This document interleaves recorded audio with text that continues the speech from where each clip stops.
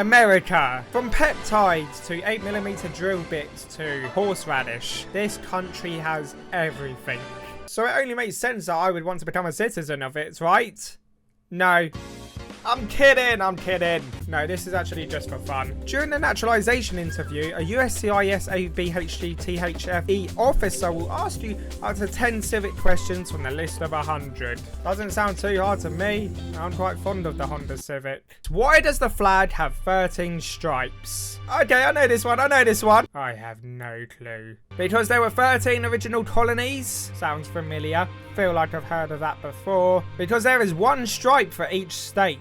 Oh, it can't be that. There's at least 2 Dakotas, there's at least 2 Carolinas, and who's to say how many Alaskas there are? I'm gonna say it's because there were 13 original colonies. Virginia, the other one, let's lock it in. Yes, there we go. 1 out of 10 correct. 100% win streak, we are on a roll. Why did the colonists fight the British? Because of states, right? You're the one that should know. You asked the bloody question. Because of the Constitution? Because of high taxes? Oh my god. We've only got to get 4 more correct if you think about it. When do we celebrate Independence Day? Enough of the... Oh my god, man. I feel like July 4th I hear a lot more Americans than usual. God. Another one correct. This is becoming quite the flex. I mean, I had no intentions of moving to America, but now I have the chance. I'm kind of looking forward to it. Name one problem that led to the Civil War. Freedom of religion? I don't know about that one. I'm pretty sure they were all the same religion. I don't know if there was maybe like some Protestant or Catholic, but I mean, branches of Christianity has never caused a war, so we can rule that one out. Communism? I don't think that would be enough to start a war. Slavery? Yeah, that's enough to start a war. I am scarily close to becoming an American citizen. Let's go on to number 5. How many amendments does the Constitution have? I know this one. This is all just gibberish to me. 10? Well, I've heard of that number before. I don't think that's enough. I think it goes higher than that. 45 might be a little too many. 27? That number rings a bell. And 2? Well, everyone knows the Second Amendment. Of course, the rights for bears to have arms. But I think it definitely goes above that. I'm fairly confident it's 27. How am I doing this? I couldn't even tell you how many amendments the UK has. 0? We really live in a dystopia. What is one responsibility that is only for United States citizens? I never feel confident often when it comes to questions like this, but this time I do. I absolutely know this one. I have no clue what any of this means. Join a political party? Does everything have to be political? Just do what everyone else does. Play beer pong or something. Join the military. Maybe like in the 60s or 50s. I don't know. But nowadays, definitely not. And serve on a jury. I mean, it's a popular job, but I don't think it's written anywhere in the Constitution that you have to become a waiter. I'm kidding. It's got to be serve on a jury, right? In the UK, when you get a letter through your door, you have to do jury duty. So I think it's similar in the US. Oh my god. Ever since I found out about 7-Eleven's Bring Your Own Cup Day, I knew what I wanted to be. I am now American. Woo! Name one of the 2 longest rivers in the United States. Right, the Columbia River. Nope.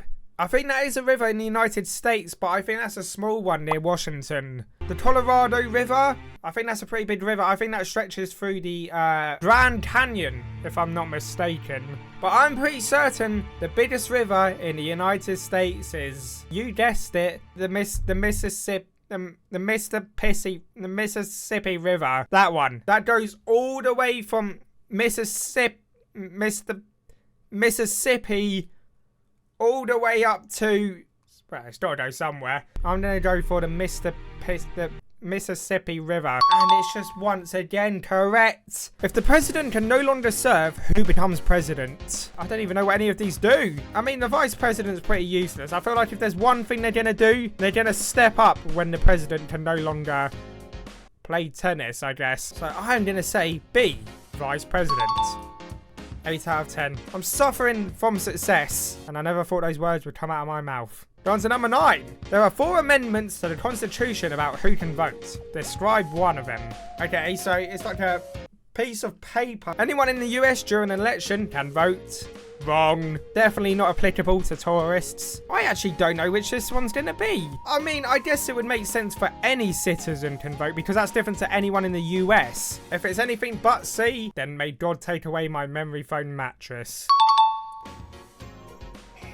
God, why am I so good at this? Another one correct. I went into this pretty positive, but only because I thought this was going to be about Honda Civics. And we go on to the final question. What stops one branch of government from becoming too powerful?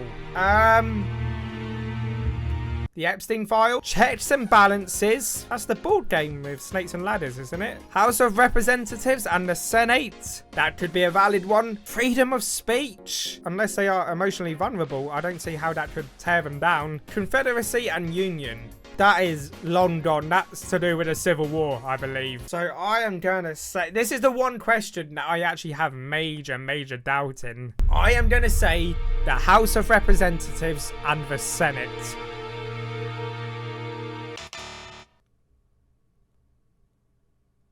I wanted to end the video on a high note. This is not a high note. We was on to a flawless run. I got 9 out of 10 correct. That's like 80%. If it's not this one, then what is it? It was checks and balances. I guess it makes sense because it has the word balances in it and that balances the power, but I just didn't even think about that. But just like that, at the same time, we have been granted United States citizenship. What does that mean for me? I'm telling. Ah, shit.